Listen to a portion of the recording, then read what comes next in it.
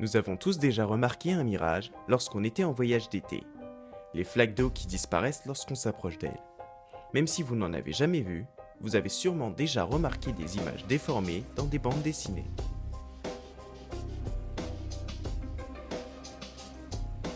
Nous avons interrogé des personnes dans un centre commercial.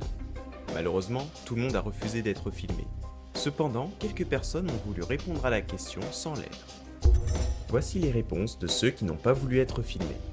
C'est un rêve, une hallucination, une réflexion de la lumière, une image créée par le cerveau. Et les réponses qui reviennent le plus souvent. Chaleur, température, désert ou encore hallucination. Nous avons donc dû questionner des amis qui ont bien voulu être enregistrés. C'est pas quelque chose avec de la lumière, peut-être? Je sais pas, une hallucination. Une hallucination. Et vous pensez que ce serait formé comment? Comment on fait un mirage? Avec de la lumière, t'as dit? Ouais. De la lumière? Je sais pas c'est quoi comme phénomène en fait, du coup, D'accord. je peux pas vraiment répondre. C'est une sorte de phénomène climatique. Un phénomène climatique? Oui. Et tu penses que c'est provoqué comment? À cause de la chaleur, de l'humidité. Chaleur, d'humidité? Oui. Ah ouais. Et en quoi la chaleur et l'humidité ça pourrait faire un mirage? Ça va. Tu sais pas? Ok. Un mirage. Ouais, un mirage. Le mirage, c'est pas des trucs, tu vois, genre dans les déserts. Dans les déserts? Ouais. Je sais pas, moi, je dirais, c'est la chaleur et tout. La chaleur? Tu vois. Ok. Quelque chose de flou, tu vois? Ouais. Et tu penses que c'est formé comment?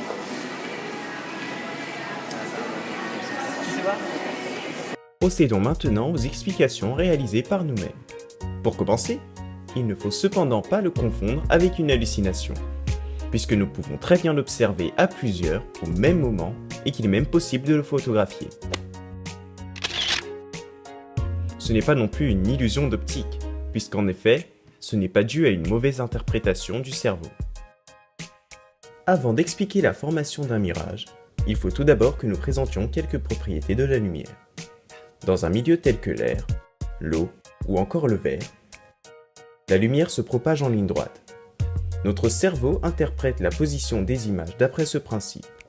Ceci signifie que si nous voyons un objet, le palmier, c'est parce que la lumière émise par celui-ci arrive en ligne droite jusqu'à nos yeux.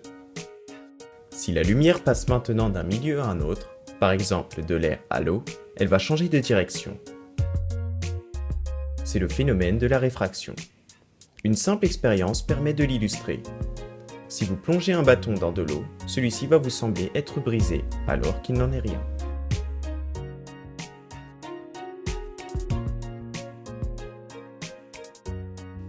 Nous venons de mettre en évidence la réfraction de la lumière.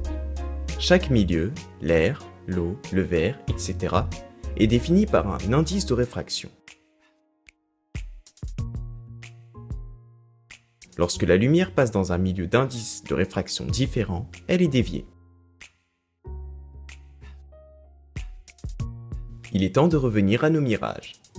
Nous avons vu que la lumière change de direction lorsqu'elle rencontre un milieu différent de celui dans lequel elle se propage. Elle peut également subir des déviations lorsque la température change.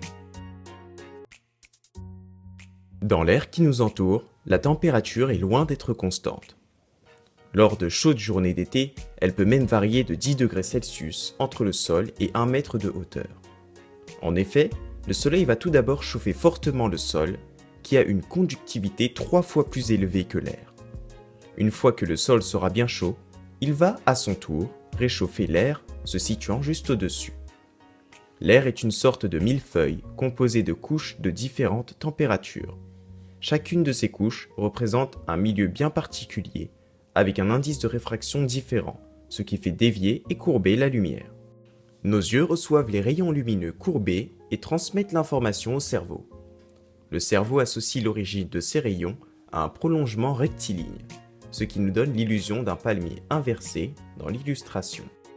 En conclusion, la température influence la trajectoire des rayons lumineux. En effet, quand un rayon lumineux traverse un milieu dont l'indice diffère à cause de la température, le rayon se courbe et ne forme plus de trajectoire rectiligne.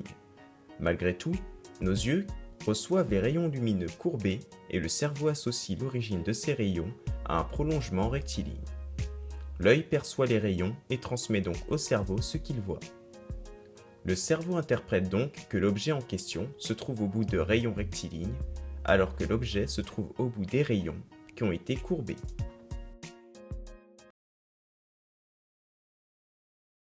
Nous avons refait cette expérience, sauf que cette fois-ci, nous avons chauffé le fond du bocal. Vu que le fond du bocal est chauffé, cela crée un gradient de température. Plus nous sommes au fond du bocal, plus la température de celui-ci est élevée. En revanche, plus on remonte dans le bocal, plus la température de l'eau du bocal est faible.